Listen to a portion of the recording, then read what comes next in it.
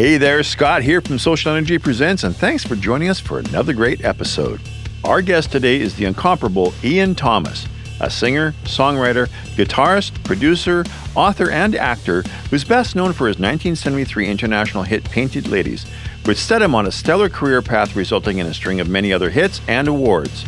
Today, Ian is recognized as one of Canada's top recording acts from the 70s and the 80s. Ian's lyrics have been utilized in English textbooks, while his songs have found international success with many leading artists including Santana, America, Manfred Mann, Chicago, Bette Midler, and Anne Murray, to name just a few. Ian won the 1974 Juno Award for the Most Promising Male Vocalist of the Year and went on to win 4 SOCAN Awards between 1994 and 2014.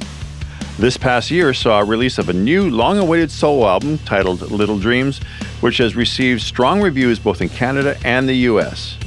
A new novel, autobiography, and album are also in the works. And today, Ian joins us from his home in Toronto for a very intimate look back at his career and to bring us up to speed on what he's been working on next. So sit back, relax, and get ready as SocialNRG now presents you with your Backstage Pass.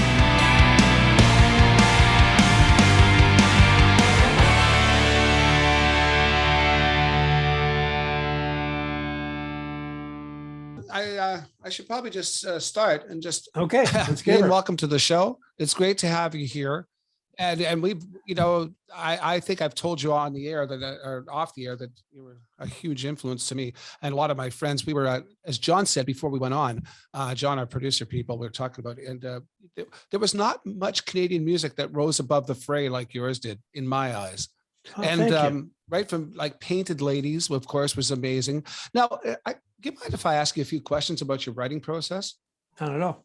Because was Painted Ladies, was that sort of were you sort of channeling yourself through like through a Neil Diamond or Neil Young or or America for that song? Because it's certainly in that vein. It is, and I think I was pretty impressionable in my youth. Although that folky 3-way Crosby, Stills and Nash vocal thing, which of course America lifted from Crosby, Stills and Nash. It's the Correct. same, very similar voicings. I was doing that in my folky years, since the mid 60s. So that sort of stuff, I had a folk duo, then a folk trio early on. And so choruses that sounded 3-way. Yeah, I think in terms of the character in my voice, I was such a huge Neil Young fan that it sort of sunk in a little, and it took me an album or two to sort of find my own voice. But it was definitely an influence for sure, I would think. Well, you're always such a chameleon. I mean, the difference in your voice between, let's say, Painted Ladies, Right Before Your Eyes, Liars. I mean, like the sound of your voice in Liars is like a whole different sound. It's like when I've shown people some of your catalog, went, that's the same guy. I didn't know that was the same guy. Yeah. They didn't realize the breadth of your actual musical catalog. Certain songs, they just required I could only sing them with certain character. It's that song was just a right good scream, but once again, but don't you bother to say it, those were block vocals like, Crosby, Stills and Nash, or, a lot of the stuff again from the folk days. So when you transport that, I mean, that was what was interesting about what the Beatles did. I mean, it was an interesting amalgamation of stuff, the skiffle bands, and then, what was interesting about how all the Brits, for God's sakes, if they sang their songs in their own accents, it would have been, can you imagine Annie Lennox she's a Scot, sweet dreams are made of these, travel the world in the 70s, always looking for someone, we would have listened to it and gone, oh, for God's sakes.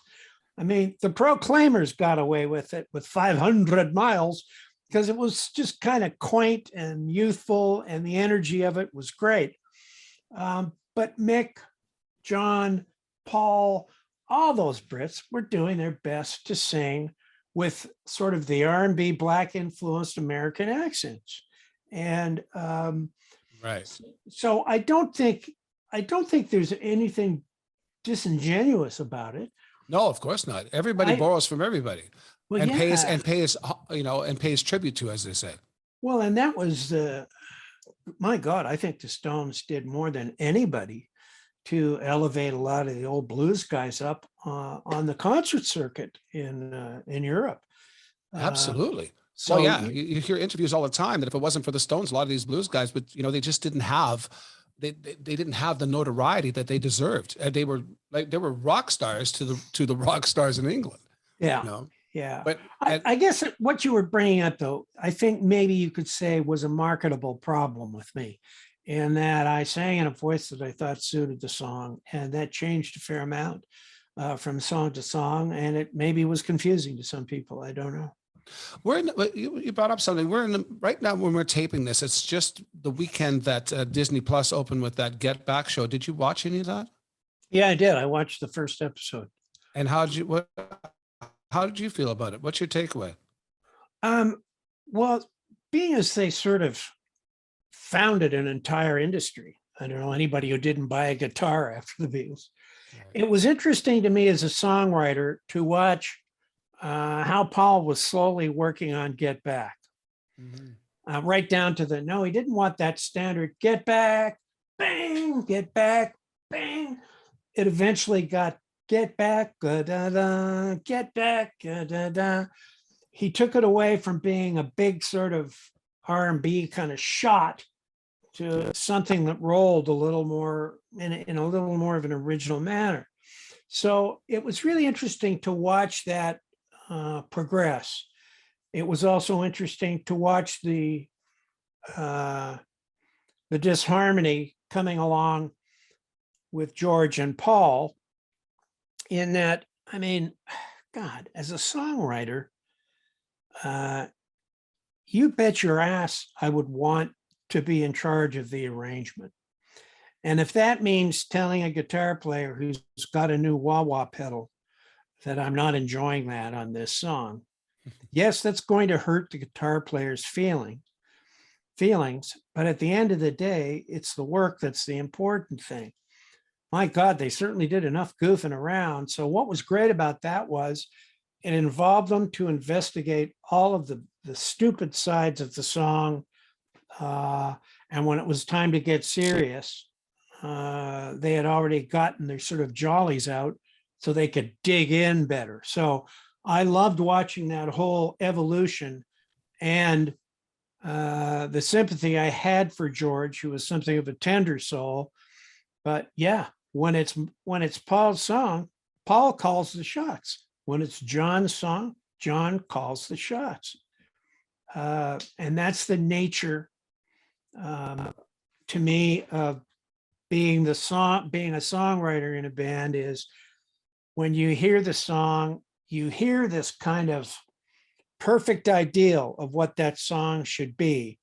Whether or not you ever achieve that is a challenge. Well, I was interested too that Get Back started out as a protest song. Yeah. The whole thing was based on the Pakistani thing and the immigrant, which of course, has that ever been rectified? No, it's still, it's the same thing today. That's Brexit, essentially. Well, that's very true. But I think if there was anything, anybody, certainly maybe Paul the most, he also understood something of a market, and people don't like, and record companies don't like songs to be about something. They don't like songs to be about something that's maybe too hard hitting, particularly record company vacuum brains. So, I mean, I remember Murray's Farmer Song got rejected by the American label because it was about something. I mean, what? Murray the Farmer Song got rejected? In the US, by the US label. And what was their reasoning? The A&R man said, because it's about something. People don't want to listen to music that's about something. I was going to say, yeah. So but I find it interesting that the whole, Well, let's get back to songs. And you're talking about songs not being about something. They don't want a song to be about something, but yet songs like "For What It's Worth" leaked through. Four Dead in Ohio. All of those things are good, but I'm talking about the record company and the marketing attitude that you're going to face. Right. And those marketing guys, and actually by and large, you know, a lot of management teams, they don't want to rock a boat. They just want to get their guy through. Right. You know, so if you're rocking a boat, you know, probably Paul didn't want to be controversial. I don't think controversy is his nature. No. So he's a diplomat at the worst of times, even. Yeah. It's that all shucks, you know. Yeah. He avoids sincerity like there's no tomorrow. It seems to be too much for him emotionally somehow. It seems like Howard Stern's the only person that's ever dragged a bit of that out of him. Yeah, well, and maybe he's getting older and a little tired of being so protective of the emotions. You know, the older you get, you know, I've actually faced this in the loss of friends. I didn't used to be able to do a eulogy because I was too wrapped up in it. And you know, there's been so much of it in my life that you know, I've learned you're no use to anybody if you're a bubbling idiot when you're trying to be of some use to the survivors, because that's what, you know, eulogies are all about. And you know, I lost both my guitar players, Josh Anderissen, who was with me up till about 77, and then Dave Cooper, who was with me till the end of the GRT days anyway. So anyway, long story short, that whole territory of emotion, I think Paul would rather work through subterfuge and metaphor than, you know, bringing up one race and another race. I don't think he wanted to throw more gas on the fire, you know? Mm-hmm. Well, I think even with, you know, I don't want to go on too much about the Beatles anymore, but Brian Epstein was really careful about that. And I think it was after Brian Epstein left that John said, screw it, and did Revolution. And that was sort of his protest song, sort of his foray into it. You know, they were very careful on making sure that it was happy, nice, lovey, you know, and that sort of thing, which they did very well. Yeah. You know. But anyway, let's get to your songs. Painted Ladies. Let's start with the one that brought you to the dance pretty much. So what was the inspiration of that song? Where did the story come from? Well, it was basically, I mean, I had such a sheltered upbringing of academia. My dad was a university professor, philosophy professor. So, you know, and here I was playing in a band in, let's say, some of the seedier establishments in Ontario, bars, and you know, sharing dressing rooms with strippers, and you know, so it was like culture shock for me. And certainly the when you're stuck in the middle of, you know, some one-horse town playing just the worst bar on the planet, you question what your motivations are. Is that really what you want to be doing with your time and music, playing for the regulars in a meat market? So, you know, you do tend to have a little libation. And so the song in many ways was sort of, there's a naivety to it, and it's sort of autobiographical in an odd way. Right. Interesting. So that was it. You know, sharing dressing rooms with strippers. So it wasn't all bad. I remember being in Sault Ste. Marie, where I'm from. And I remember I was 15 years old playing in a bar called the Lock City Hotel. There was a tavern on one side where I was playing with my little trio, and on the other side was a band that was like, you know, the guy had the big double stack organ and stuff, and it was almost very theater organ and drums and bass. I think he played bass pedals, and every so often, and I think it was like every second set they'd have a dancer that would come down. One girl had a giant champagne glass that she'd take a bath in. But I remember I was 15 years old and I was starting to lose my voice, And I don't know what happened, how I ended up talking to this stripper. And she says, "Oh, okay, love, I've got some stuff for your throat if you want. Just after my show, come upstairs. I'll give it to you."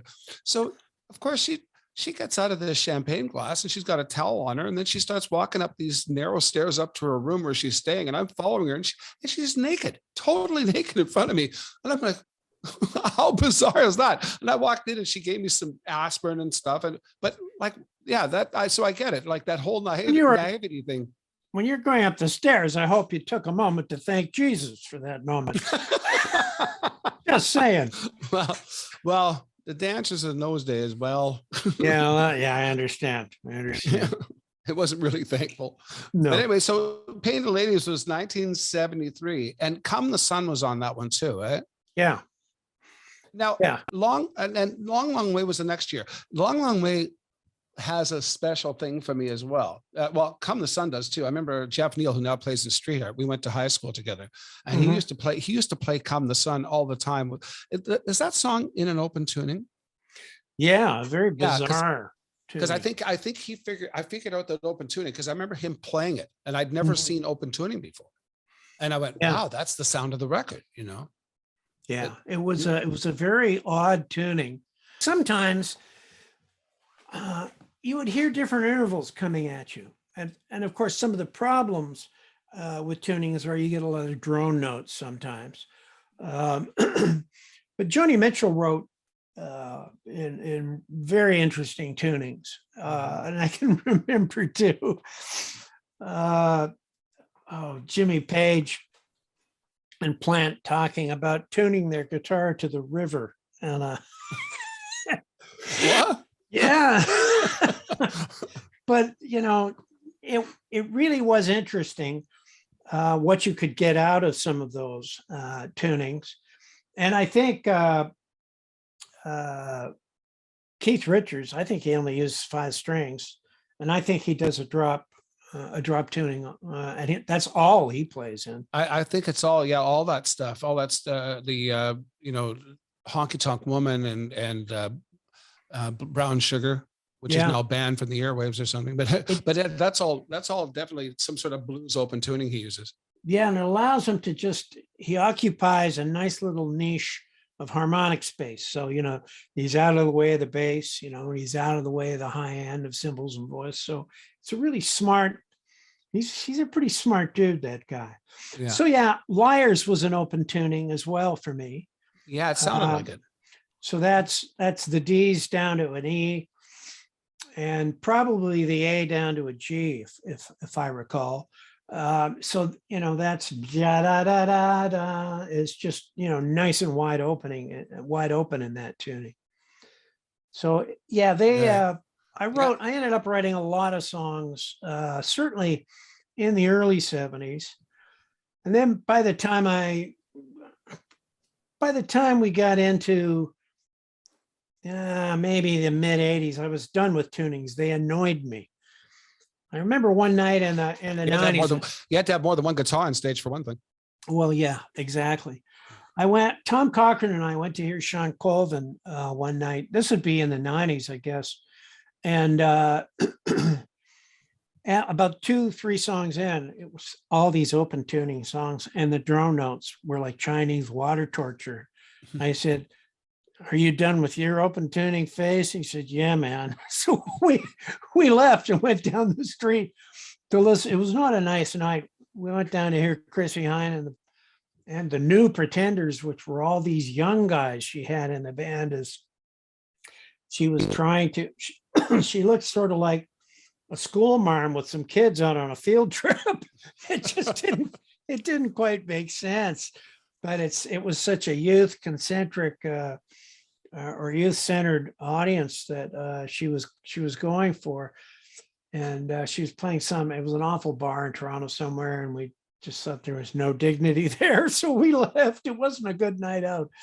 Oh, too bad. I was thinking that brought to mind that I think Donald Fagen, last I heard, he's picked up some sort of college guys, like Berkeley guys, and that's his new band, and they were going as a 4-piece or 5-piece, and that would be pretty similar because, you know, I mean, Donald Fagen playing with like 20-year-old, 22-year-old guys, you know. Well, if you're getting guys that that are studying music at the college level, well, then you're getting guys too that are smart enough for his chord structures. Yeah. Whether he's ever going to get the rhythm sections he's used to, that's another question. Because There's not many Wendells you can drag around. That was the creme de la creme, and Purdy too, the Purdy shuffle. Yeah. That guy was pretty amazing. Well, that Wendell drum machine that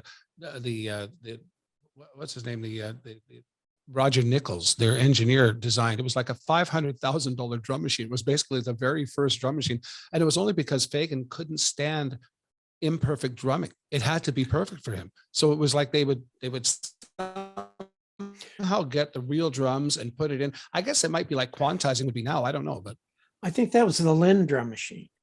No, it was actually Wendell that he invented. They never used a Lynn. It was actually called Wendell. Yeah. Because I met Lynn in LA when his was coming out, and I used to torture myself getting drum sounds, and that I could get that big sound off a snare drum with a pitch control was just right. Thank you, Lord. It was great. But I don't know. Real guys versus machine. Interesting conversation. Depends on the song. Yeah, exactly. I've talked about this endlessly on how the reason I can still listen to Beatle albums these days is because of the imperfections. There's enough wrong in there that they're perfect and yet they're imperfect. Friends of mine, we go back and forth on the phone all the time talking about, hey, did you hear this? I was listening to Day Trip the other day, and here he's doing here. It's like, it becomes like a thesis. It's a lifetime thing. I've been doing it since I was a kid. Yeah. It's weird. And you still get that enjoyment. Well, you do. And they were just such a quirky collection of players. It was such a very unique thing. And Abbey Road, that whole second side of Abbey Road is just, it's magnificent. I think sort of the Mozarts of their era, I believe. Yeah, definitely. And then the flip side of that too is that, like, what I think one of the most perfect albums ever made, and certainly the first digital recorded and mastered album that of my memory anyway, was The Nightfly by Donald Fagen once again. And there's an album that's so perfect that I can still listen to it because it's so perfect. It's so that it's like you say, it's two sides of one coin. Sometimes it works, sometimes it doesn't. It depends on the artist. Yeah. There's a comfortable musicologist kind of sterility. Fagen's a very bright writer, and I'm amazed he can go to the same well and pull out a new song. Mm-hmm. That's really smart writing. Yes. So, I admire the writing. I love listening to the records. Is it earthy? Does it make me want to move? Does it move me? It's not that kind of music. Do I enjoy it? Yes. It's so definitely he carved out an incredible niche for himself, that guy, and didn't think of himself as a writer till he did acid once. Really? Yes. And it's interesting, that ties into the work that's being done right now with one magic mushroom for people who have ideation of suicide or depression. Microdosing, they call it. Yep. And it's like it turns a switch off in your brain, or a switch on, however you want to perceive. So I always found that interesting, listening to him talk about not thinking he could write, and yet he was, I think, at this point, well studied enough. And it just took, John Cleese once said of writing, of any creative writing, that you have to allow yourself to play. And that is such a key component. When you watch that first episode of Peter Jackson's film on the Beatles, that old footage, they do a lot of goofing around and playing. The air was rife with playfulness. And they probably were inadvertently so prolific because they were playful. And you know, even with a great abstract painter, Picasso, he said he learned how to paint like Raphael in 4 years, and it's taken him the rest of his life to try and paint with the eyes of a child. And so you have that childlike necessity of accessing creativity, which can get boxed in by too much intellectual discourse or process. And then there's an old Zen saying that capitalize on it again that says, it's a wise man who maintains a childlike heart. So you see, not only does this play element come out in the creative processes, but it's also a pretty smart understanding of life too, that at what point do you cease to be amazed at just sentience itself and the blue jewel and the black void? How can your amazement in that ever die? And how can the joy of a dog or bird song not affect you, or children playing not affect you? And yet we do manage to curmudgeonly brush that stuff aside and forget how important joy is to life itself. So all of this was an interesting observation that, boy, these guys allowed themselves to play, and I bet you that was a key to their creativity. Well, that's an interesting takeaway, and it makes a lot of sense. And sort of in a nutshell, it's the old thing: don't forget to stop and smell the flowers. You know, it's almost that sort of thing. You know, get back to the egg sometimes. Yeah, you know, I agree. Anyway, so I was going to say "Long, Long Way" because I mentioned that before, and the reason that song pops into my mind is because when I was 17 years old, I got a job at a music store in Sault Ste. Marie called Sue Piano. Mm-hmm. And at that time, I think you were endorsed by Yamaha. Correct. And there was a huge poster of the lyrics of "Long, Long Way" with your picture on it. And then I was thinking about that. And so I'd mentioned to some people that I was going to be talking to you.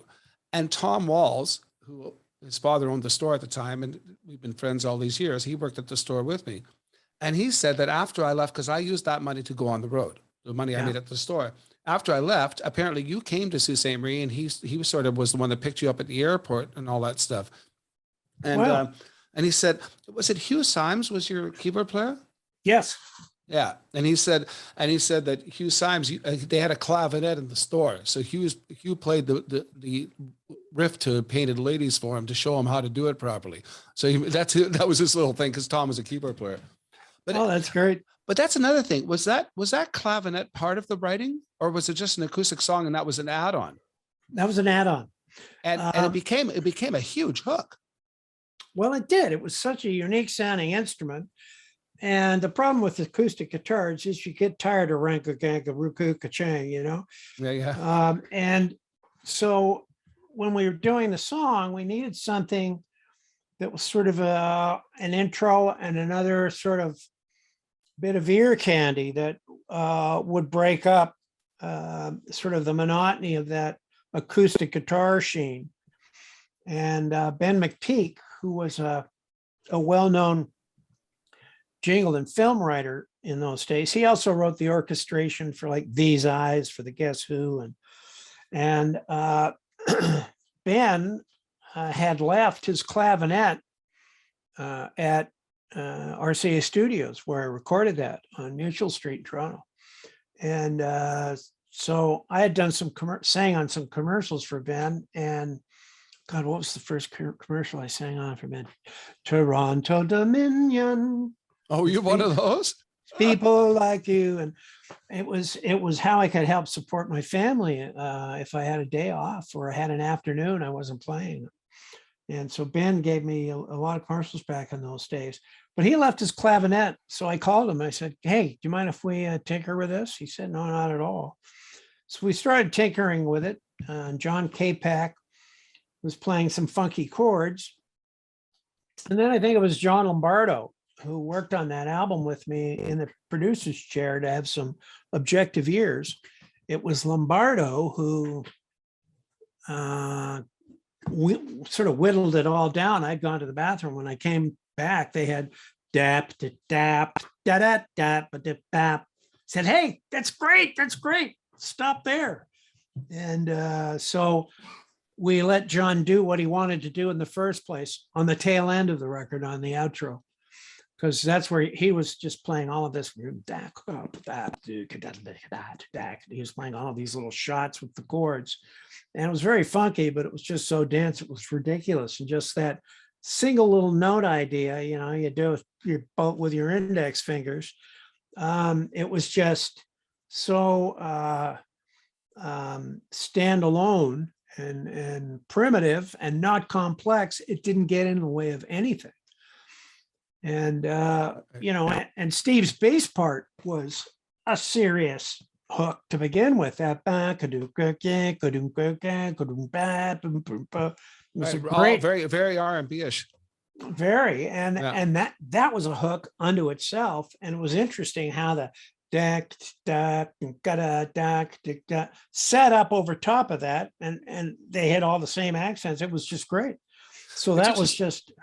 It's interesting you talk about breaking it down. We just did a song remotely with my band. My band's been together since '89, and we finally decided to do a song together now that we all live in separate places. But anyway, so timing. So the song lent itself to banjo rolls. So I brought up my banjo. I'm trying to figure out something really kind of cool to make this, have a banjo intro into this song and come up with something. And what it ended up being is basically one string going. That's it. And it works perfectly. It's identifiable. You know what song it would be as soon as you heard it. And it's basically a hammer on a banjo. That's it. You know? And it works. It's the same sort of thing. You're doing all this stuff on the clavinet, and it comes down to that one thing that's perfect. That perfect little lick. Just a little motif. That's all you needed. Yeah, exactly. And the whole idea is to never walk on the other instruments. There's another thing I learned about banjo too, is that apparently you should leave as many of the thirds out of the chords on a banjo as possible, because it actually works. If you're playing as many firsts and fifths on a banjo, it becomes, because it's almost more of a percussion instrument. Well, it is, and minor keys on banjos, they can sound okay, but that's the banjo's a little more of a. I thought it was a very interesting move on Neil Young's part. He had James Taylor on the banjo. I think it was Old Man.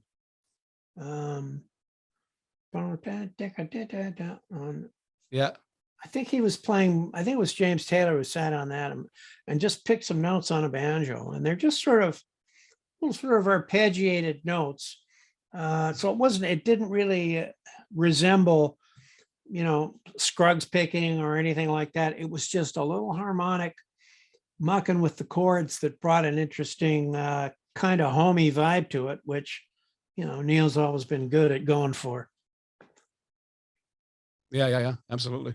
Yeah. And then, when we talked yesterday, when we were trying to set up this little meeting, you were playing Right Before Your Eyes a bit. And I was like, no, I love that song. I've always loved it. That song actually hits a nerve inside of me. It actually makes me emotional. I don't know why. It brings me to a place. I don't think I've ever been to that place, but it brings me there.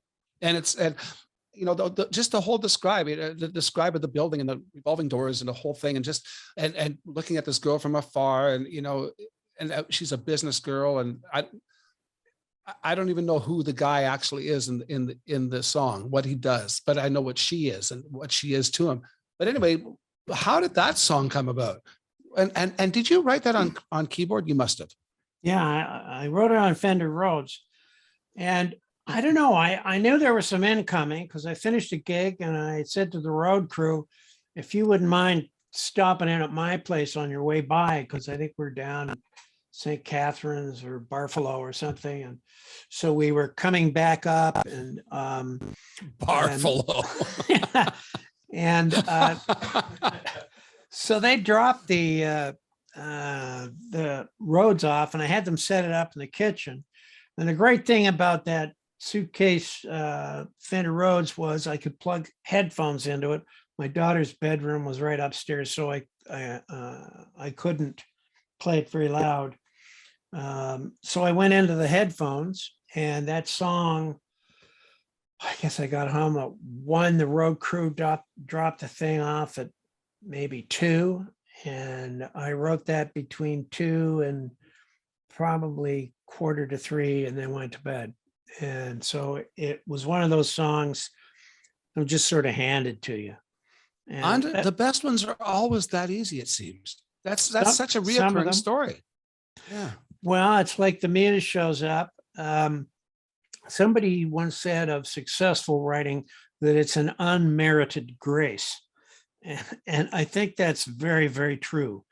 And that, do you feel that you wrote the song? Well, not really. I was sort of mining, and then I hit this vein and all this shit fell out, and that's really, I've got a number of those songs that were like that. And actually we were all over for dinner one night, all songwriters. So Mark Jordan, Ray McLaughlin, myself, Tom Cochran, Annette Ducharme from the West Coast. The guy she was hanging out with at that time was Wee Alan Frew from Glass Tiger was there. And everybody agreed that they had this handful of songs that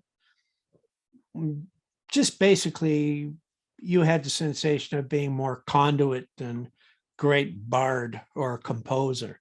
Mm-hmm. And so, when you combine my love of the old movies, and in that window, all the old guard were dying. And, I remember when Cary Grant died. Oh my God, that was such a sad day for me. Obviously for him and his family too. but do you get cards of condolences from his family? I should have. Anyway, long story short, that was an old black and white film, that song, lyrically.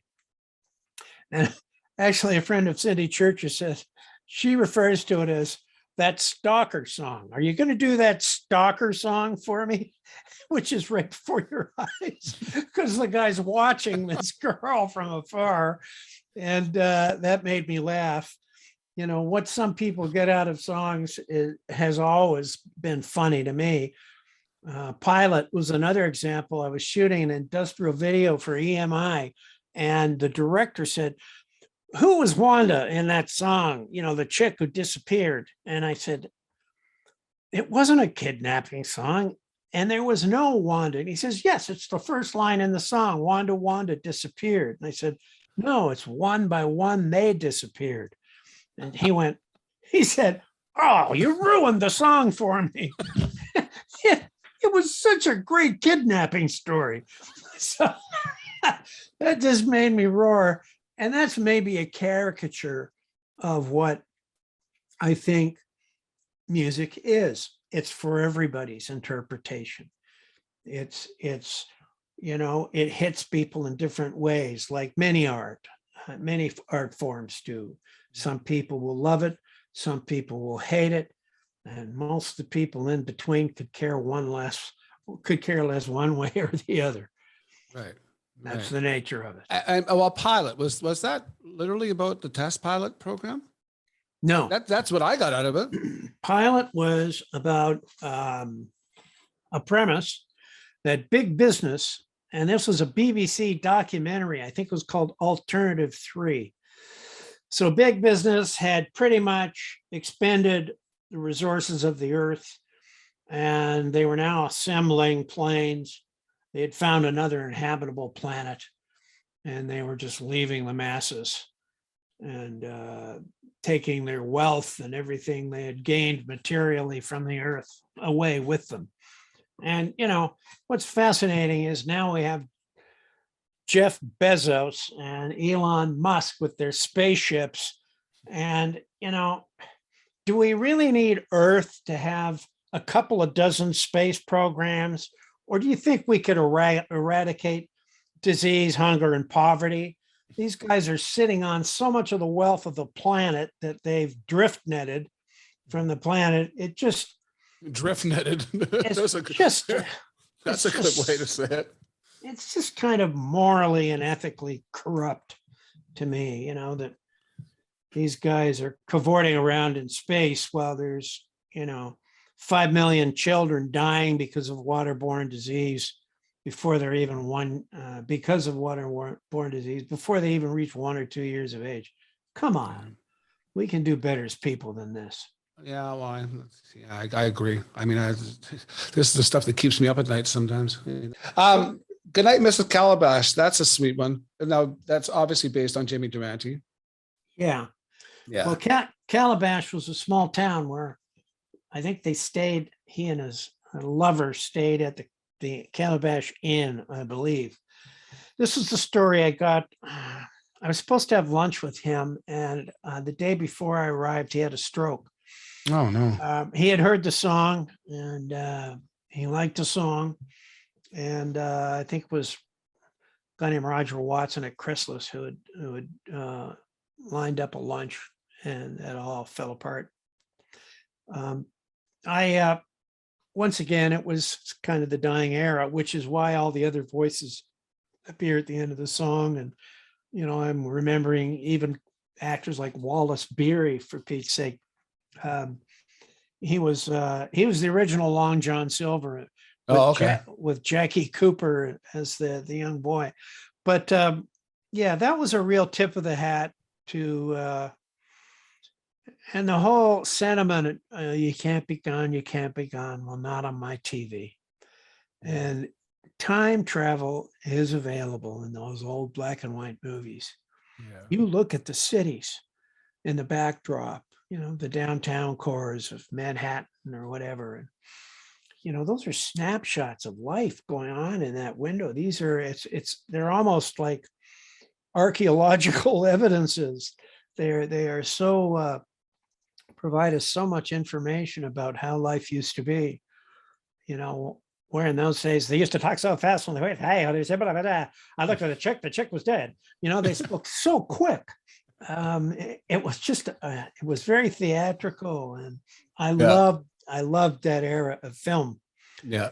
And right around that window, it was when I was doing the Long, Long Way album. I had dinner one evening with Harry Nilsson and Ringo Starr at the Inn on the Park. Wow, that'd be an interesting night.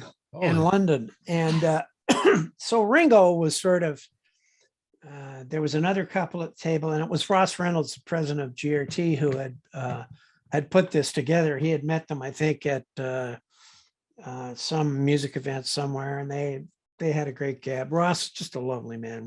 We're good friends to this day. And so he came to Trident, where I was recording Long, Long Way, and he said, Ian, you're coming to dinner with me tonight. I said, Ross, I got to do some vocals tonight. He said, no, you'd kick your ass if you didn't come to dinner. Well, who's going to be at dinner? You'll find out. So off we go. And we're sitting there, and then, Harry Nilsson sits next to me, and Ringo sits across from me. And we're introduced, and it's nice. And, after the first glass of wine, Ringo's basically talking about without him, the Beatles never would have happened. And so it was kind of like Monty Python, Stake Your Claim.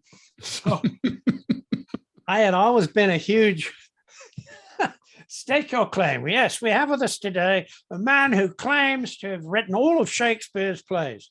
That's right. And the wife and I wrote the sonnets. It was kind of like that. And except I'd always been a huge Harry Nilsson fan from about 1968. I think the album was called Aerial Ballet. And I loved Without You. That was the song that the two guys from Badfinger wrote. And correct. Yeah. That's a one-take vocal. Jesus, what? Are you kidding me? No. It was the end of the day, and he was drunk, and Richard Perry, the producer, said, you wasted the whole day. Just put a vocal on this so we can go home. And so he went out, one take. So anyway, Harry was also an old movie nut. And across the table, so was Ringo. So Harry and I are going over a film that was one of my favorites. And it was called Random Harvest with Ronald Cole and Greer Garson. And we were trying to remember who the director was. And he thought it might have been, you know, sort of one of the classic directors, but who worked with, you know, a lot of women. He even thought that, you know, it might have been Capra or somebody of that sort. And for some reason, this had stuck in my head. And I said, oh, it's a guy named Mervyn. And I think it was like Mervyn Leroy, if I recall. And the only reason I remembered Mervyn was because my dad was a Welshman, and I knew a lot of other people in my dad's community. There were at least two that were named, you know, Mervyn. I think I've got the right name. And anyway, Harry, God, I think that's right. Wait, let's ask Ringo, because Ringo had all of these old movies on 16 millimeter. Wow. So he was an avid movie buff. And so he couldn't he couldn't remember either. And so Harry conceded that one. But we were talking about all of our, you know, of course, all the Frank Capra movies were absolutely amazing. So it was just a real, we didn't even talk about music, which was, you know, I told him, of course, you know, I'm a fan since Aerial Ballet. I just love your playfulness. I'd, you know, put the lime in the coconut and drink a bowl up, and that becomes a hit. I know. I said, Harry, you had to have laughed your ass off at that. He's got the best voice on earth, and that's his hit. Yeah. So it was that Long, Long Way album was really great fun all around. You know, recording in England and that in particular, you know, meeting with Harry and finding out that there was another guy there, another two guys, including Ringo at the table, who were fans of that whole era that I wrote about in Goodnight, Mrs. Calabash a year later. So your takeaway from that meeting was, or that dinner must have been a good one. Obviously, there's nothing worse than meeting somebody that you admire and they turn out to be an asshole. Well, yeah. And, you know, I always heard that Harry Nielsen was always one or two drinks away from being one of those. So yeah, I caught him early in the evening, so he wasn't right out of it. And Ringo, in sort of with his stake your claim thing, sort of, you know, taking credit for the success of the Beatles, the sole credit, and talking about his own great songwriting. I thought, well, you know, this is a guy that basically has experienced worship from half the globe. So, you know, of course, that's going to inflate one's sense of self. And, you know, it's almost at a certain point when it gets so hideously out of control, you're almost condemned to the Valley of Lepers. You can never really go out in public. And so I had certainly some sympathy for where he was at in that window. But I wasn't sort of in Beatles awe that evening. I was more in Harry Nilsson awe, and the Beatles to me were a given. And there's something different about a singular artist and a collective. And I always loved the Beatles collective. I didn't really enjoy the single parts as much as I loved the collective. And I think the world's with you on that, which is why they're still, I mean, they still outsell everybody these days. That's amazing. It's amazing. It's incredible. Yeah. I got to talk to you a bit about I didn't even realize that you wrote novels. I was doing a bit of Yeah. research. So what brought you into that? I mean, I have a friend that wrote a novel. He actually got prostate cancer. He was sort of lying up and he went, I'm going to write a book. And he wrote, and so he was sending me these things. Anyway, it got published and it's fiction and it's brilliant. It's really good. I mean, the guy's never done it before. You know, it Yeah. just, Well, it's interesting. I think storytelling, it may be a gift, I think, in some regards. The storytelling was always such an integral part of my concerts. But I sold my first screenplay. I was looking for some creative outlets other than music. And when I sold my first screenplay, I thought, well, I don't want to be a screenwriter. I sold it to Polygram, and so I made money from it, et cetera. The film never got made, but the process was not satisfying. And because you really need the actors, you need the scenery, you need everything to fill in the gaps that you really cannot even begin to touch in delivering a manuscript between 103 and 120 pages. So I thought, well, maybe more words with a novel. So why don't I have a look at that? And so the first one did well. It was called Bequest. It was sort of an environmental thriller based on a true story I was involved with in Canada, in the Niagara Peninsula, where they wanted to put a waste dump in a fractured limestone quarry on the Niagara Escarpment, which, as Canadians, it had been joyfully declared by UNESCO as a UNESCO site and nature preserve, unique to the world. And I thought, well, as trustees, should we be putting, a toxic dump in there? And, this company was discovered forging what they were carrying across the border from the US. It was called an inert landfill. So they'd pour cyanide in waste from some metal processing with cyanide. They pour that into concrete, then they break up a couple of blocks of those concrete and they'd shove it in the pickup in the back of a big dump truck, and they'd call it inert waste. It's old concrete sidewalks or whatever, but it was loaded with cyanide. They did not add water to that concrete. So this gets dumped in there, and they were assuring everybody that they were putting vinyl liners in there like a swimming pool, and this liner was going to protect the escarpment. Anyway, that whole company blew up with stock fraud, and I realized I was very frustrated by the whole fighting that whole environmental thing, because it was already a slam dunk at the provincial level. And the municipal level, I could not believe how our own councillors wouldn't meet with us without this company present. So this all tweaked me, and I thought, my God, this is the world you live in. The only place you can win an environmental argument is in fiction, because our commerce, the things we manufacture, our creature comforts are more important to us than our lives and the planet itself. So that's what pumped me to get my comeuppance in the form of fiction. So I wrote that first novel. But it had like a subtext. It was like Bequest synopsis. No, it was just called Bequest.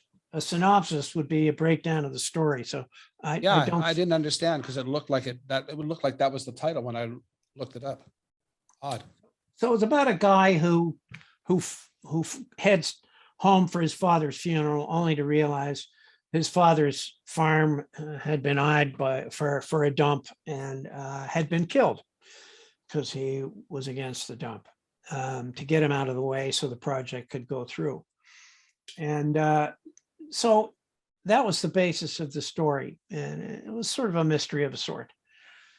And then the second book, called The Lost Chord, that kind of wrote itself. So I got in a zone with, and that's all around the world. That's gone through. I think they're coming up on a third printing now, and great reviews and book clubs and good reviews in the Globe and Mail. And what's that one about? The Lost Chord. It's about a monk in 1847 who, given the decay time of the old Hamburg cathedral, finds 4 chords when bled into each other. All the harmonics started reacting, and the consciousness was allowed to leave the body. The problem was time elsewhere was different than time in physical form. And so getting back in time was a problem. And then, so it's 2 stories. That's the 84 alternate chapters. Then there's this same technology, for lack of a better word, falls into the hands of a modern day keyboard player and a bad bar band. And there he is, eyes open, but nobody's home, still breathing. Nobody knows what's happened. So that's the basis of it. And it's sort of the meat behind the spiritual journey of that was an interesting thing happened to a friend by the name of Tom Gallant. He's a folk singer out in the Maritimes. His wife was T-boned at an intersection, so she's in a coma for a couple of months. When she finally came around, she didn't know who he was, but she knew she loved him. And that was just such a powerful, it's like a hook in my mouth of, No kidding. So if you fell in love with someone elsewhere and then you came here and you met that someone and they did not resemble, they had been somehow given another body and did not resemble what you do elsewhere, would love be able to survive all of those material physical concerns? And that was sort of the thing that tweaked my interest. Anyway, they've both done well. I've got 2 more novels underway and an autobiography as well. Wow. So when's that due?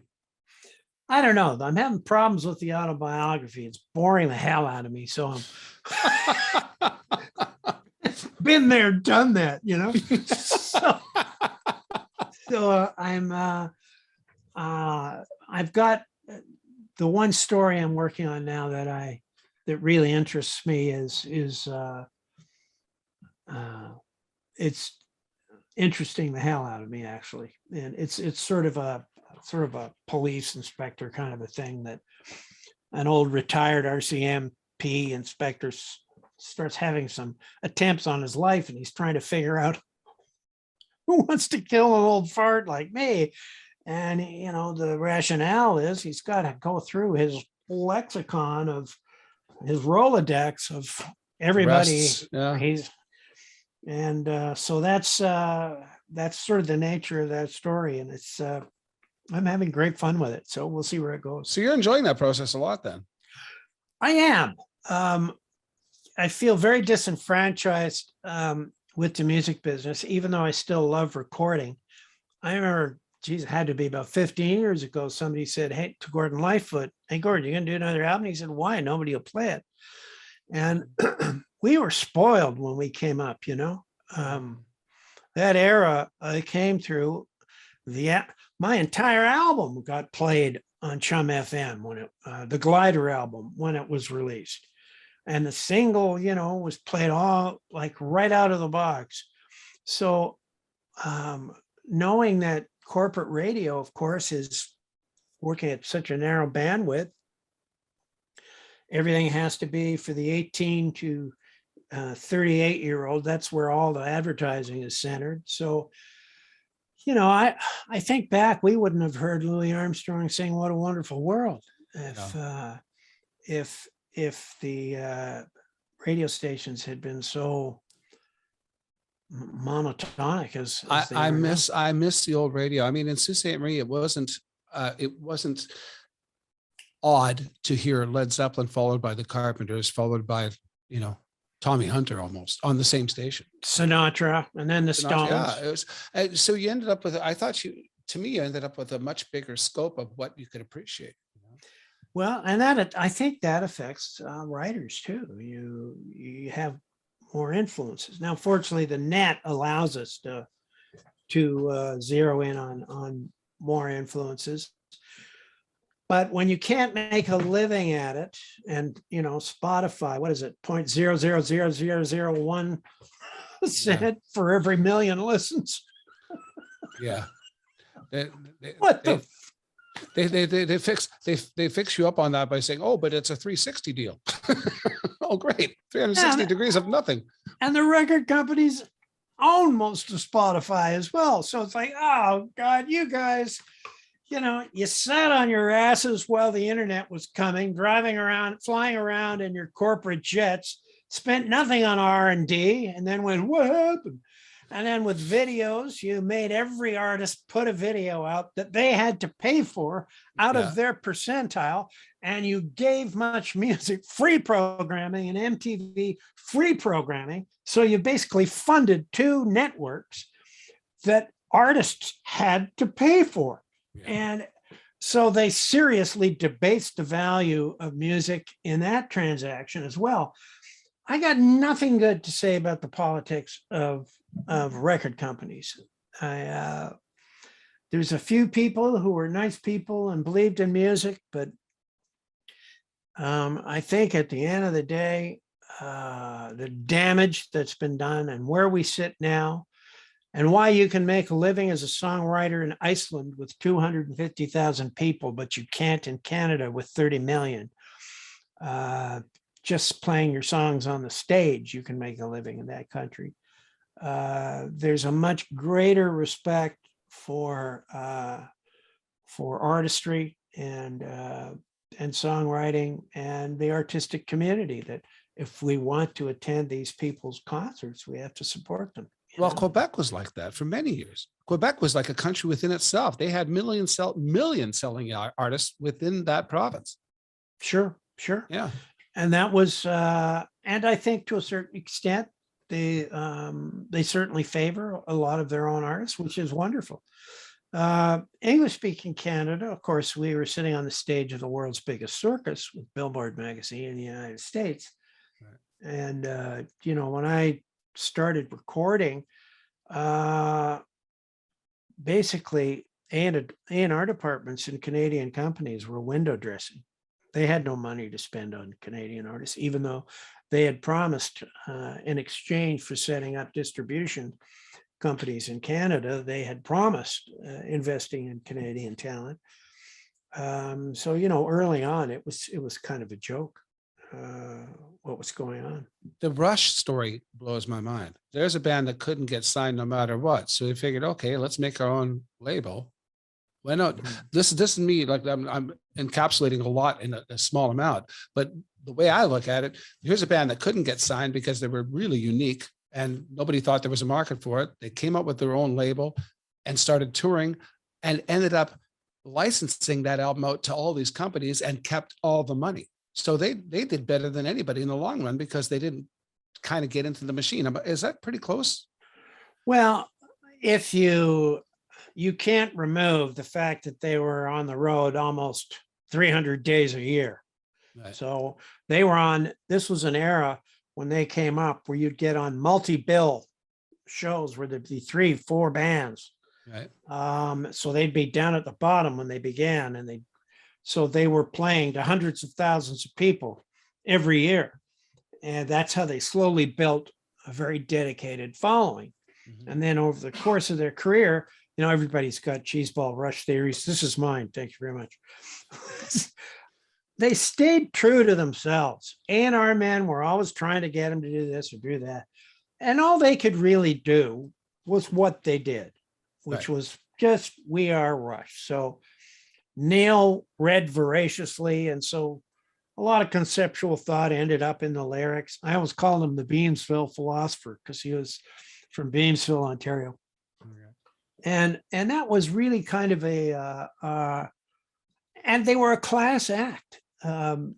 Just Geddy and Alex and Neil were just, they were about the music, and they believed in what they were doing. They had a synergy between the three of them that was amazing. They had a manager who could wring more money out of a record company than most. Of course, he would take credit for everything, but no, I think it was the three guys. They just stuck to their guns. And I think their last tour was their biggest ever. Is that right? And just before Neil passed. And he already had the brain tumor when he did that closing tour, which is, my God bless him. Well, we've lost three prominent Canadian singers or musicians. I mean, there was him and Gord Downey, and the lead singer, I guess his name fails me, but Spirit of the West. Same thing. It was all like, no, pardon me, Spirit of the West. He got advanced Alzheimer's, like really. That's right. And he passed away, which is really sad.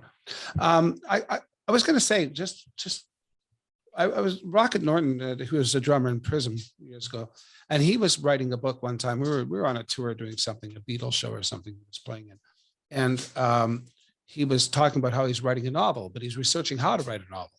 And he said, I found that this is a very cool way to write a novel.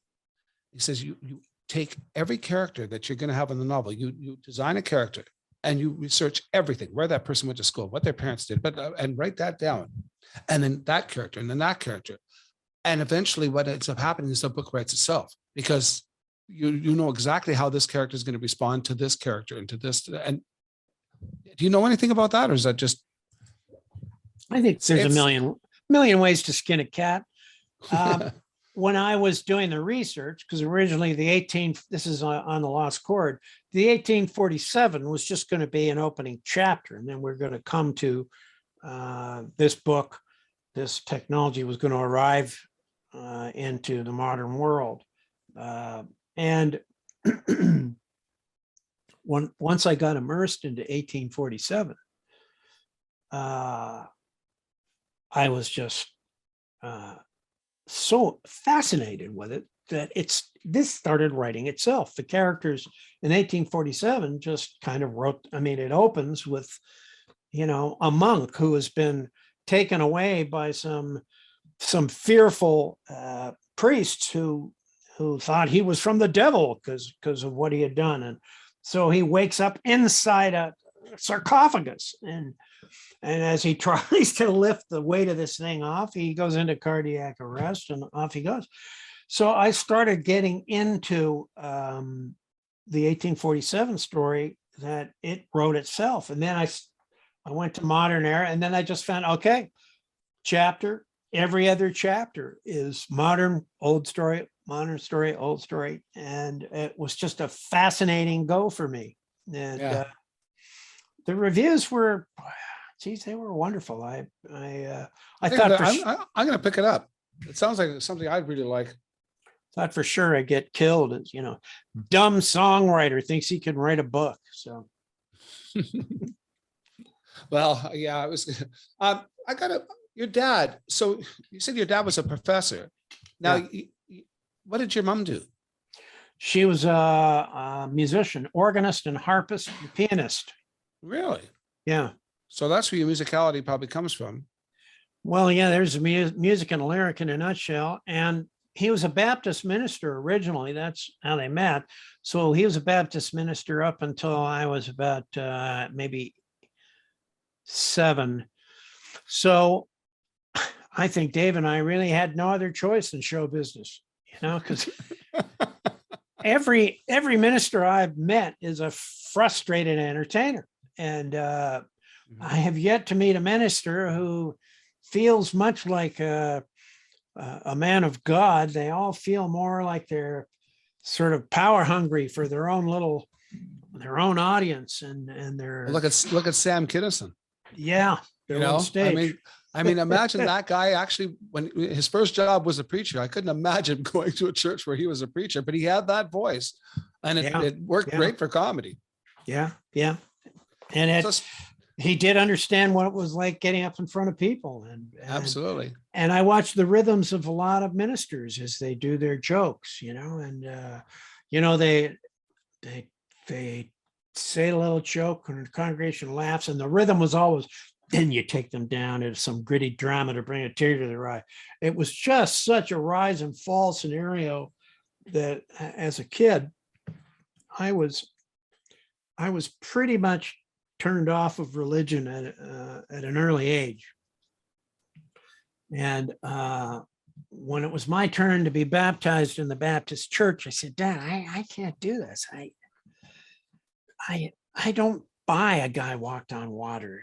Or as Christopher Hitchens once said, I don't buy Mary and her magical one-way vagina. You know, I just do not buy any of this. It's like a Dell comic book to me. But it's asking of me in order, to be baptized. You're asking of me under the banner of faith to buy all of that. And I said, this is like saying, I can't buy the moral story in Pinocchio unless I can buy that a wooden puppet actually became flesh. Are we that stupid that we have to go to those lengths in order to wrap the word faith up?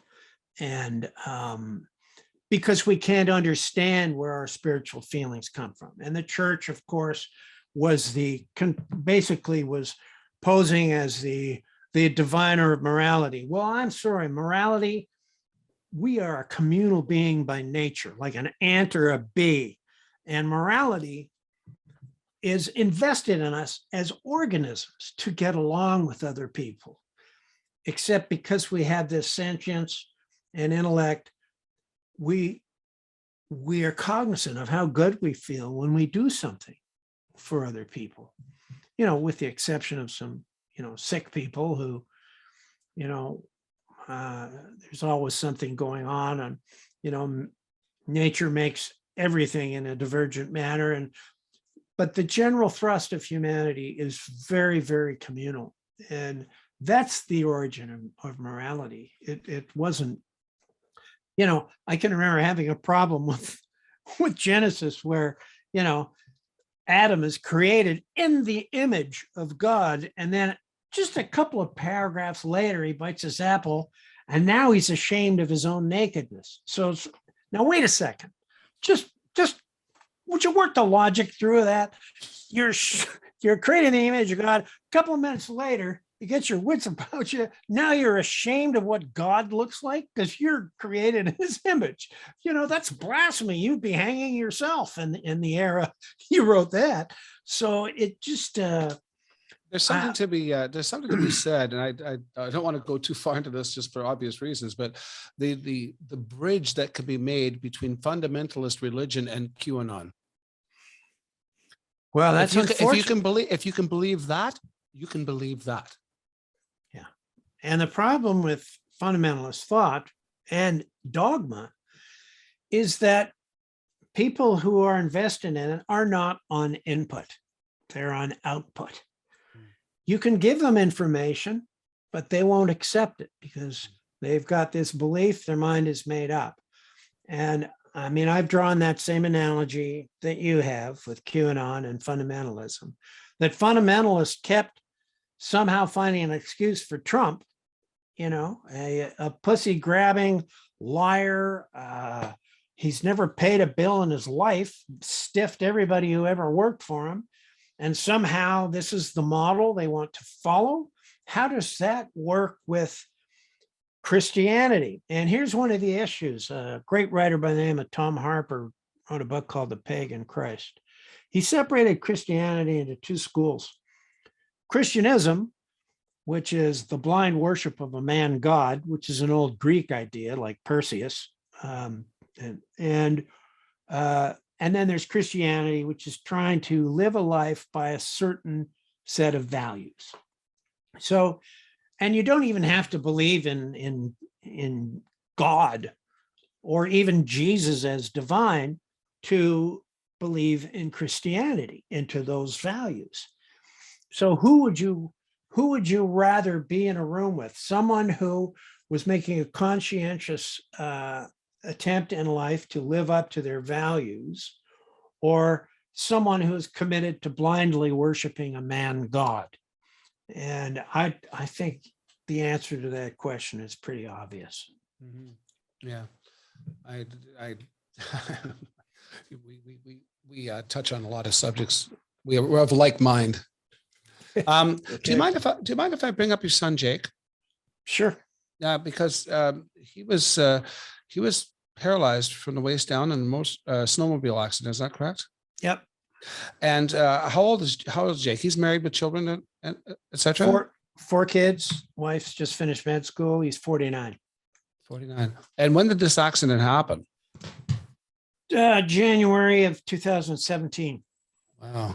Because the reason I bring that up, of course, is it's a terribly sad story, but because of that, and your brother Dave. By the way, are you two of the only siblings? Yeah. So it says, oh my God, that must have been a funny house. You It guys, was. I mean, you're just as funny as he is. You know, I mean, he was on camera doing it. But I saw those things from SCTV when you would sit in on SCTV and the two of you together, you know, doing the hoser thing together. Dave is just the most mischievous, impish soul, and nobody can make me giggle like Dave. He's the best. We have a wonderful relationship. I often had this sort of thing in my brain that the whole thing with the Great White North actually came from you and Dave, and then Rick Moranis just inherited it from you. I always thought it was like something you and Dave probably did. Well, I mean, hosers existed, but what was interesting is hosers existed as a thread through Western society because they met hosers all over the US. You know, we moved to Dundas when I was 9. We lived in the States for 3 years while my dad was doing his MA. And it was that Hezagoni. That whole thing was, I mean, a whole segment of the town of Dundas spoke like that. Yeah. Oh, what a hoser. Oh, he got hosed. All of that was just so, it just made me giggle. And when I was a kid, I used to say, take off. Yeah. I did. I was just saying, take off. I used to say that. Exactly. It was through the culture.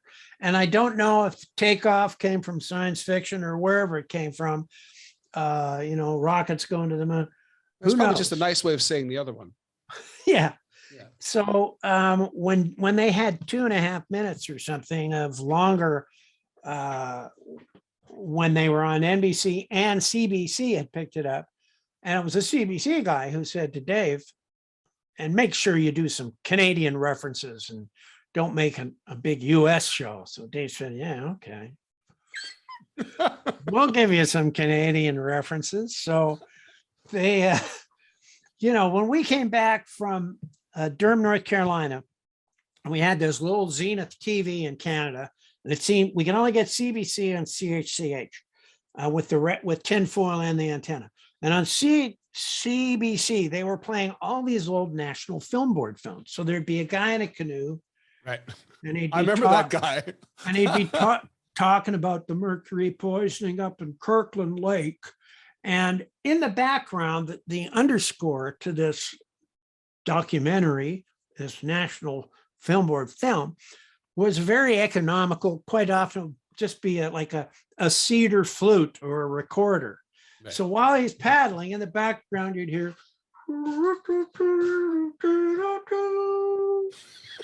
and the mercury poisoning is in the sediments. Little breeze goes by. So that was Dave's take. You want a Canadian song, a Canadian show? Okay, we'll give you some CanCon. It's going to be like a National Film Board sound score for the theme, but I'm going to do it with my mouth. It's so stupid. It was hilarious. So it was toques and stubbies and smokes. And you know, that 12 Days of Christmas they put out, it's a perennial all over the Western world. Oh, yeah, absolutely. three, what's it, 3 packs of smokes and a No, beer. three turtlenecks. No, I have it all. I can 3 actually recite packs it of for you. smokes and a beer. It's just, In a tree. yeah, and God bless the pair of them. You know, they made each other giggle. Yeah. Dave brought Rick to the writing room at SCTV and wanted him to be an SCTV, much of the chagrin of the rest of the cast, but they had to produce 90 minutes a week. And Yeah, Rick was only a writer at first, wasn't he? no, he came on condition of the whole 9 yards. Oh, he did, eh? Oh, okay. Yep, and David seen him perform and thought he was funny, and Rick, he was a jock at Chum FM, and the reason we did pilot was he loved that song, and he said, I used to play that all the time when I was on the air. You know, if I had, you know, a couple of windows in my show to play something I felt like, I'd chuck that on, and it was just great.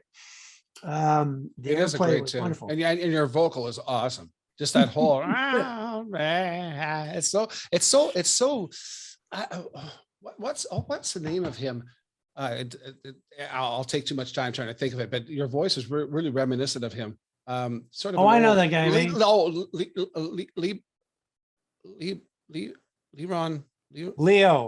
Leon Redbone. Leon Redbone. Yes, That's it. Good Your voice is recall. very reminiscent of that. Yeah, I could hear that in there. It's that old 30s kind of thing, which, yeah, it was. But it and worked so Redbone- well with the song. It was amazing. It was a great performance. I sang that on my back. I was lying on the couch in front of a console. Really? I had a recording truck. Once the bed tracks were done, I had a recording truck from Quebec, Guy Charbonneau, who used to call me Yayan. Guy. Yayan. Hello, Yayan. It's Guy. You don't mind if I call you Guy, do you? So he was a lovely man and had a great truck. We were just talking recently because I had mentioned the Yayan and he was laughing about it. Fortunately, he has a good sense of humor. But his truck was fantastic. And it sat in my driveway for 3 weeks and it was just great. So I lay down on the couch, and actually I mixed pilot myself one morning. I couldn't sleep very well, got a few hours sleep, got up one morning at 4:30, went out to the truck, and by 11 o'clock I had the song mixed and it was done. It's funny, you know, because you mentioned pilot and circling around again, because there's a little bit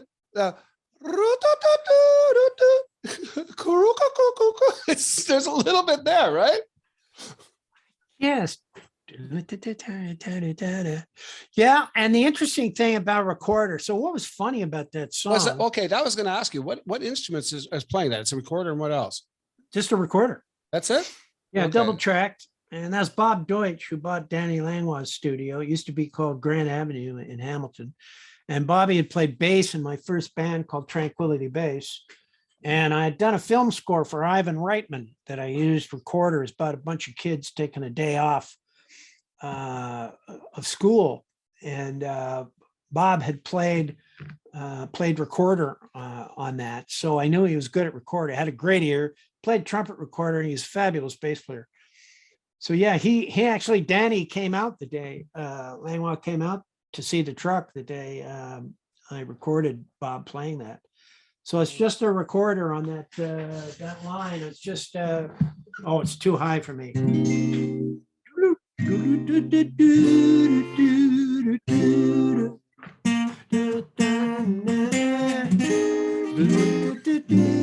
what's nice about that is that the line goes over changing the basically the whole pitch center of the chord.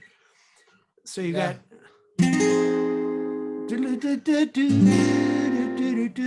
and it also goes from major to minor, which is just great fun. So it's amazing how it worked so well. And what was interesting about that was how repetitive it could be, and it didn't make you hurl.